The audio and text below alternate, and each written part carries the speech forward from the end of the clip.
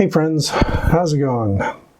So I'm here to report that Jordan Peterson is back. All right, on a personal level, that's great. I'm happy that he has recovered from his near-death experience with drug addiction, terrible diet, overwork, being put in an induced coma by Russian doctors, all this stuff. So he seems to have recovered enough to be writing screeds once again. I am sad to report that what he's writing is utter garbage. That once again he's on his bandwagon of hating on SJWs and demanding, I don't know what, but the decline of Western civilization, that seems to be his thing. Anyway, so what has he done? He has written a new article for the National Post. It is titled, "The Activists Are Now Stalking the Hard Scientists." Oh, breaks your heart, doesn't it? One thing I have to say is I don't need a Jordan Peterson defending hard science. That Jordan Peterson himself is not a hard scientist. He is a scientist of the squishiest and most gooeyest kind, okay? So what he says is totally irrelevant to the concerns of hard scientists. His point, though, is that he thinks that now the SJWs are moving to oppress real scientists, the ones who play with numbers and real things and all that kind of good stuff. It's really a lot of nonsense. The case he's upset about is this fellow posted right here that you can see. That's Tomas Hudlicky. He is a organic chemist, I guess. I don't personally know of his work. I am not in that field. But from all I have read, he is a reputable, good scientist in many ways. Hudlicky was writing a paper, a grand review paper. These are really good things, I got to tell you. If you are asked to write something like what Hudlicky did, that means you're at the top of your field. So Hudlicky was writing a paper that was a grand overview, a roadmap of the state of synthetic chemistry or organic chemistry or something, which is really useful. I can speak from my own experience as a biologist that, for instance, when Douglas Hanahan and Robert Weinberg wrote their grand overview of cancer biology, the hallmarks of cancer, it was incredibly useful. It put a real important perspective in place and made it easy to see what kind of things we needed to pursue to research cancer. Okay, so this is the same sort of thing. It's great. It's what you should do. It's how you keep an entire discipline up to date on what things are going on within the field. Okay, so that said, that's great. Let me readjust this mask a little bit as it rides down. Okay, now here's the problem though. Hudlicky wrote this grand paper describing all of his field and stating what the problems were and where the progress was being made. And unfortunately, he included some real garbage that wasn't reflective of where the discipline is going, where anyone in academia is going right now, except for a few weirdos like Jordan Peterson. Fortunately, the paper is quoted in Peterson's article because the article was quickly taken down by the journal that published it. Okay, why was it taken down? Well, there's a couple of things in here that are not representative of the state of any academic discipline. So let me just cite a couple of these things that got people upset. One thing is it includes a paragraph about diversity. And apparently Hudlicky thinks it's a bad thing. So he says here, in the last 2 decades, many groups have been designated with preferential status, despite substantive increases in the recruitment of women and minorities. Preferential treatment of one group leads inexorably to disadvantages for another. Each candidate should have an equal opportunity to secure a position, regardless of personal identification categorization. Hiring practices that aim at equality of outcome is counterproductive if it results in discrimination against the most meritorious candidates. Such practice has led to the emergence of mandatory training workshops on gender equity, inclusion, diversity, and discrimination. You know, the first part of that sounded great. Okay, I would agree 100% with it. In particular, the part I've highlighted here, where he says preferential treatment of one group leads inexorably to disadvantages for another.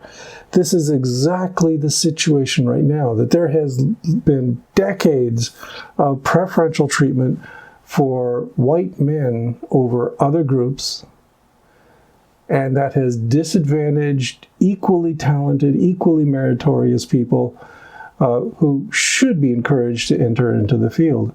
So, yeah, I'm thinking, okay, this sounds okay so far. Each candidate should have an equal opportunity to secure a position. Yes.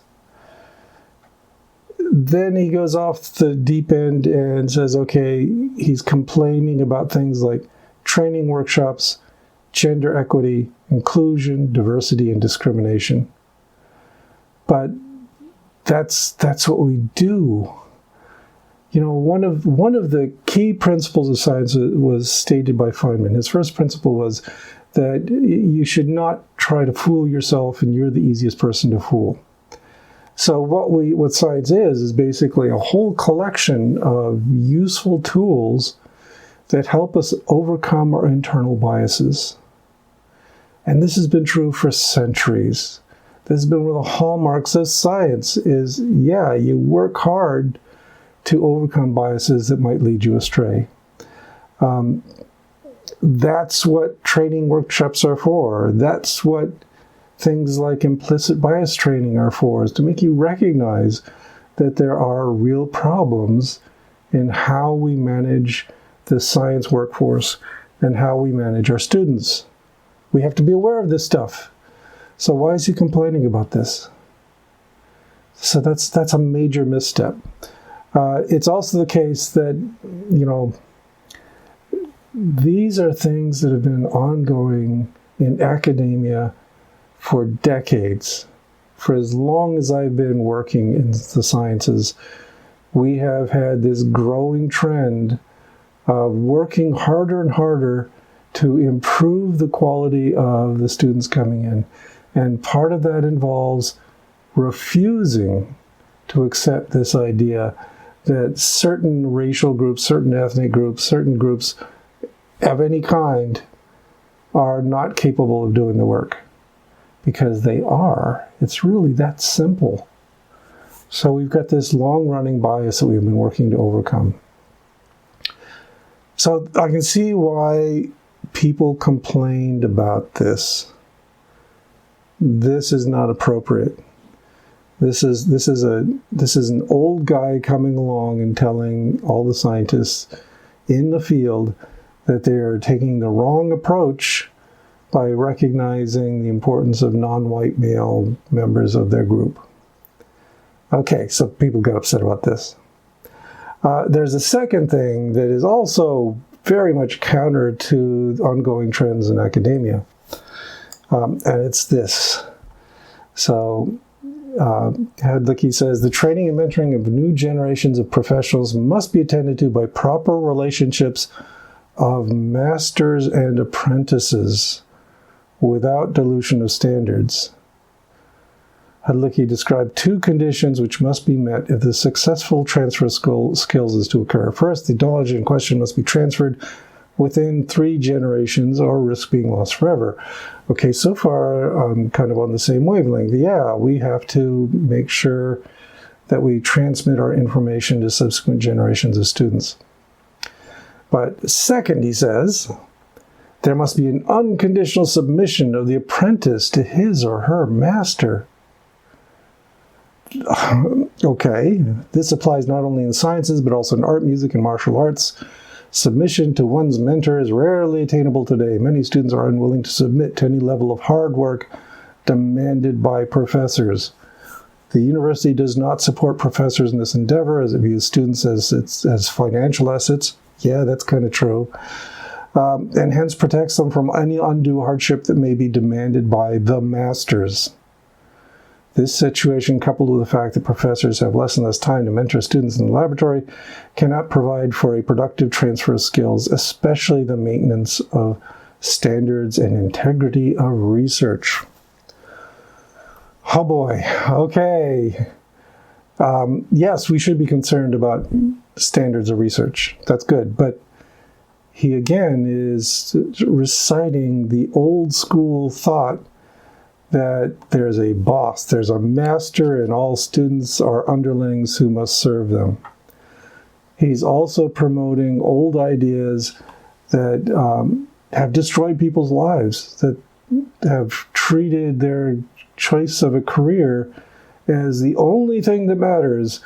So therefore, you should be willing to slave away for this other person who reaps all the glory and reward, of course, in the hopes that somewhere down the line you get to flip roles and you get to become the master. I can sort of understand why Peterson would love this idea. It really fits into his ideas of hierarchy. But this is not how modern disciplines work. There has been a move afoot to recognize that this is an abusive relationship, to expect that mentors should be masters rather than colleagues. And you'll see this in academia all over the place. There's lots of people that are pushing back against this and talking about things like work-life balance, saying that we need to recognize that we are human beings first and foremost, that we are in this science because we love it, we like doing it, but that we also have other aspects of our life that we love doing. And Hudlicky is just really, really old school in this. This is not how we do science anymore. We oppose all this. So you can see why people were very upset about this. This was a major paper that had the possibility of providing great insight to the discipline as a whole and shaping the direction that we take. And instead, what they got is apparently a lot of good stuff, and buried in it was a bunch of stuff which was saying, yeah, white people are the best, so we should continue to support them. Not that many words, obviously, but it's implied here. White men are the best, and they should be the masters, and their students should be slaves who support them. Nope, not going to go for it. This is terrible stuff. Now, what were the consequences of this? Well, it's really interesting. The terrible consequences were not that Hudlicky suffered much. His paper was retracted. It was removed from the journal. And it was removed because there was a revolt within the board of the journal. The journal is Angewandte Chemie. It just means applied chemistry. And there was a group of board members, people who are really important to it as well, at least a dozen of them, just up and quit over the fact that this paper cleared editorial and peer review. That says, the fact that it got published says there is a serious problem within this field of chemistry. How could this crap get through? Well, it's kind of unimaginable. So people made the strongest protest they could, which was, well, goodbye, I quit. I'm not going to support this stuff anymore. So good for them. They are the one who paid the price here, not Hudlicky. Okay, well, you know, we could ask them what horrible thing is happening to him. The worst take I've seen is from Dreher, whose article is titled "Burning a Scientist at the Stake." Oh yeah, we got a version of the old witch burning meme here, that he was horribly tortured and murdered. No, he wasn't, actually. Apparently there has been no cost to him at all, except that this paper was removed, and that a lot of people have now been made aware of the fact that Hudlicky would be a terrible boss, especially if you are not a white man.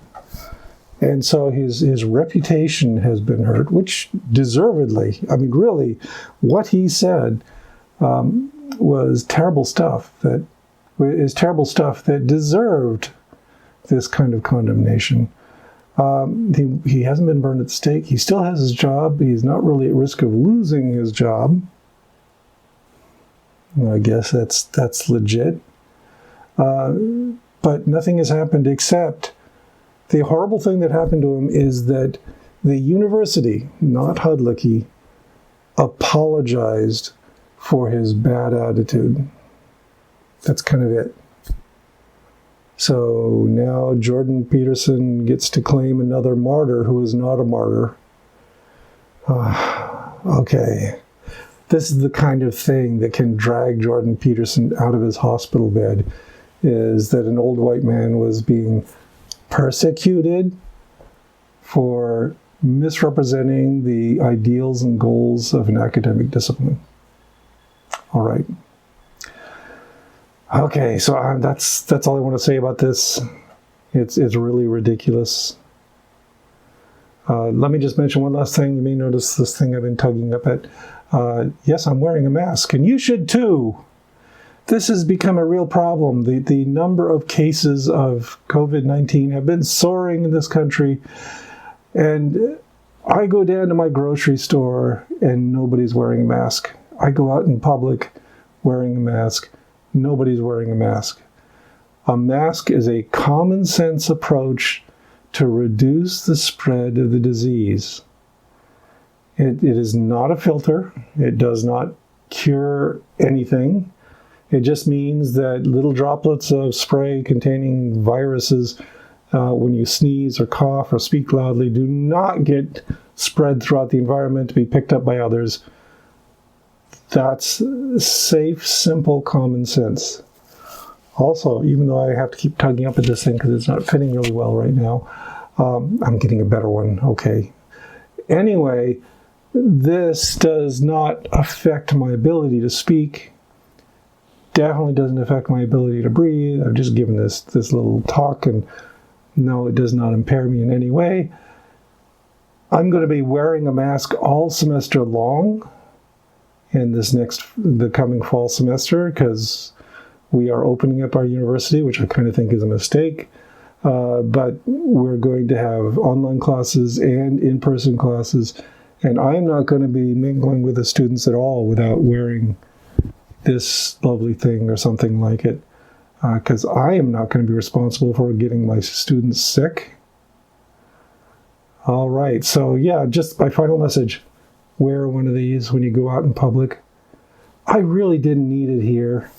I'm in my home. I'm all alone. I'm not spreading any more disease than I have already done in this little room. But really, if I go out in public, I wear this, and you should wear something like this too. It just makes sense. Okay, talk to you all later.